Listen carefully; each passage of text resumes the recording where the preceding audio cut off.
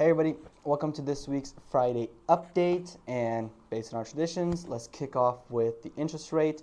Conforming right now for 30 years is sitting at a 6.98, which is better than what we had roughly, I'd say, a month ago when we were peaking over 7, even 2 weeks ago. Same thing with your jumbo. Jumbo's actually at a 6.98 as well, and then you have your FHA at a 6.58. We've seen the rates go up and down, peak over 7, drop below 7, peak over 7 again, drop below 7. So we've teeter-tottered in this, I guess you say 0.25 little area between 6.9 and 7.2, back and forth, back and forth. What has it done to the market so far? Well, for instance, we had an offer submitted on a property in the beginning of this week. Got an email back stating that there was 29 other offers on this property. We were roughly $75,000 over asking price, and we got outbid amongst 29 other offers, which is absurd. Because then you look on the contrary side, you have very well priced homes, very well priced properties that are sitting on the market for 30 plus days, and then on the flip side, you have properties that are selling $100,000 over asking, which would be mind-boggling to other people. It just doesn't make any sense, right? So where is the silver lining? The silver lining is in this. We actually just went pending on a property yesterday on Thursday, July 20th, for $25K under asking plus a $10K seller concession. So when you hear well-priced properties sit on the market, then you hear over asking, and then you hear under asking plus seller concession on well-priced properties, it all comes down to location. So I work with, as you guys know, I work with several clients who are watching this video as well, who want specific areas. When it comes down to pinpointing specific areas, let's take for example like Federal Way. Anything decent that pops up, let's say in the price range between 500 to 600,000, around 1,500 to 2,000 square feet, is going to be very well priced for the area. Meaning, a lot of people kind of want that. Not as much people would want something around 600,000 deep in Spanaway, but under 600,000 in the Federal Way area is a pretty well priced home. Same thing as you could take, for example, Covington, Maple Valley, Black Diamond, different parts of Kent, Renton, practically unheard of to find something around 2,000 square feet under 600 that is move-in ready. But there's still deals out there. It may take time. The clients that we are pending with, we actually began looking, let's say 2 weeks ago. We got the green light July 1st, was that we can officially begin submitting offers. Once we got that green light, we submitted 2 offers on 2 different properties. One we got outbid, also we went over asking, and one we actually pulled out because they just didn't feel like it was the home for them. On the flip side, on the seller side, we've been seeing a lot of foot traffic on all 3 listings, but back to back, again, we're waiting for July to kind of sweep past, as it is one of the slower months out of the 2, which is February and July. February is slow, July is slow, and then everything else kind of picks up. We will begin to seeing more homes hop on the market sometime towards, say, the end of next week, so like around beginning of August, just because right before the school season starts and September rolls around, people want to either move, relocate, or get something better, something along those lines. But in all sense, if market data, history, just anything with the housing market has to show us in the last 30 years, understandably different interest rates, different pay grades, different inflation rates, homes haven't dropped in price at all. So waiting until the right market hits is a really, really, I guess you could say, bad gamble to make, because waiting on for the lower interest rate, as some of you have, you were met with insanely high prices. Waiting for lower prices, you're met with a high interest rate. So at the end of the day, knowing that properties do not depreciate in value over time, over a course of 5, 10, 15, 20, 30 years, we can see what the blueprint looks like for the future, only growing in value, only continually expanding your equity gain in your property, maybe as low as $50,000, maybe as high as $500,000. Who knows how the market's going to go in the future. But one thing we know for certain is that we are very low on inventory still not enough properties in the market, and I don't think we're going to fill those shoes anytime soon within the next 5 to 8 years.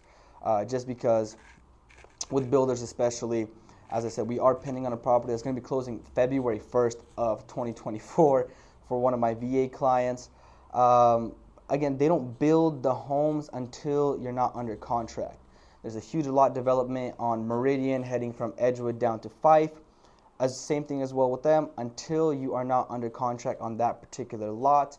And a lot of new builds now have a lot higher fees for lot premiums ranging from $15,000 to $35,000, depending on the positioning and where on the layout is going to be your lot. They won't begin building a full development, full-scale neighborhood until that is under contract. Same thing with KB Homes in the South Federal Way, North Edgewood, right where King and Pierce meets. So we see the pluses and minuses of both worlds, I guess you can say. But on the flip side, you know your property is not going to lose value.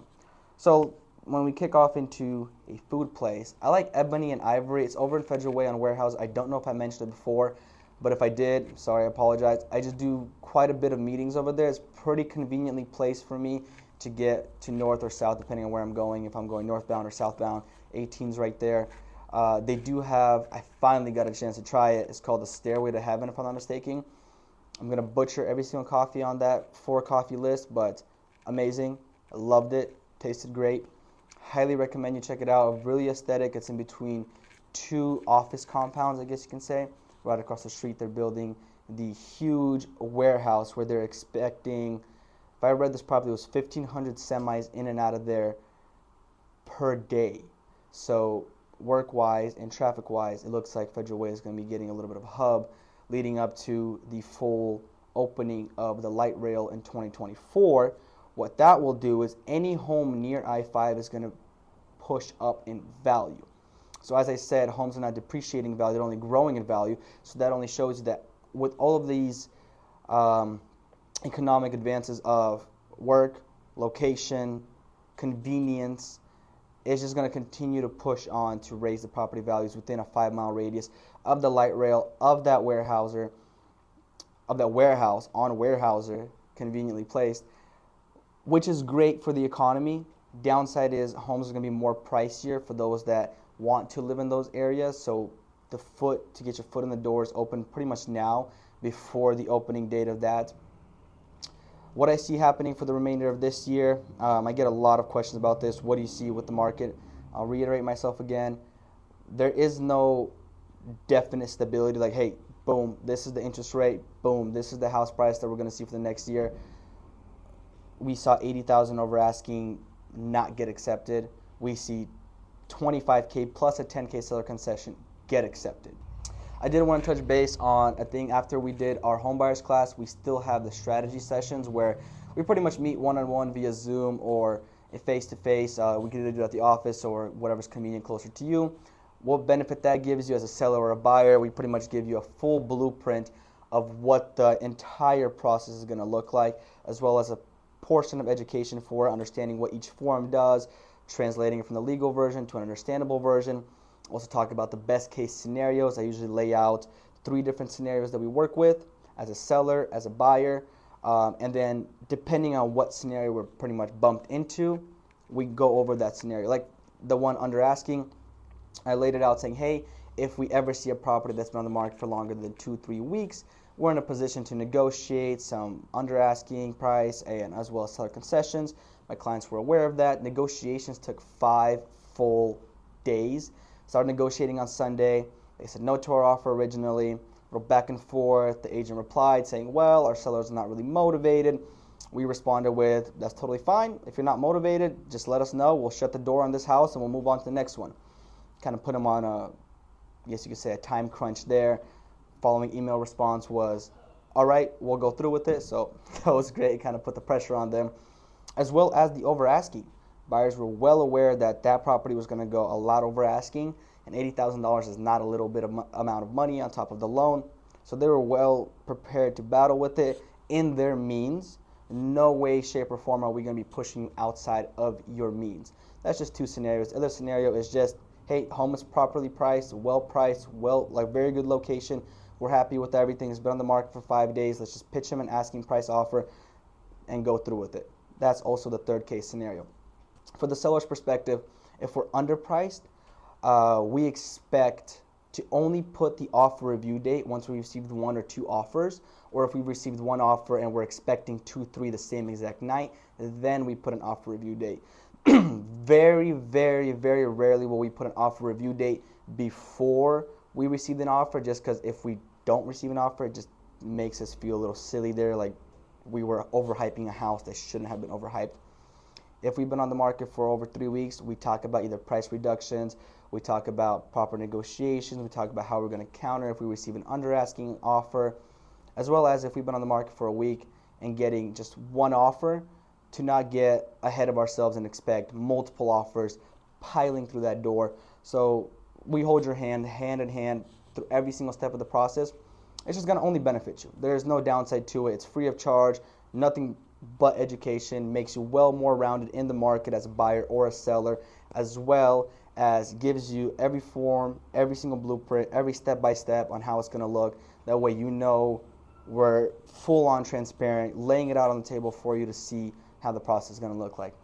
But that's just a little bit of a kind of like a pre-course meal to what it's going to look like, so a little appetizer there. If you want to know in more detail and more depth, I can email you a link where you can see my schedule and book right away, or just shoot me a text when you want to meet up and we can arrange that as well. But I will be out of town tomorrow till Tuesday. Doesn't mean I'm not going to be available. I just will not be present in a 200-mile radius of your area. So if you do have something necessary, I can have one of our agents come out there and show you a property or open some doors, etc. from there. But feel free to reach out to me anytime. I do mean it when I say I'm available at any given point of the day. This week had 3 meetings at 6 a.m. with a few of my clients who are going to see this video as well. Just make it more convenient for you guys as well. But that's pretty much it for this week's Friday update. Next week, we will be seeing a lot more hotter weather. I think we're going to be in the 90s, if I'm not mistaken, or the high 80s. So that's going to be something fun. Looking forward to a few Mariners games next week. But yeah, I'll chat with you guys next week. Take care and definitely use sunscreen.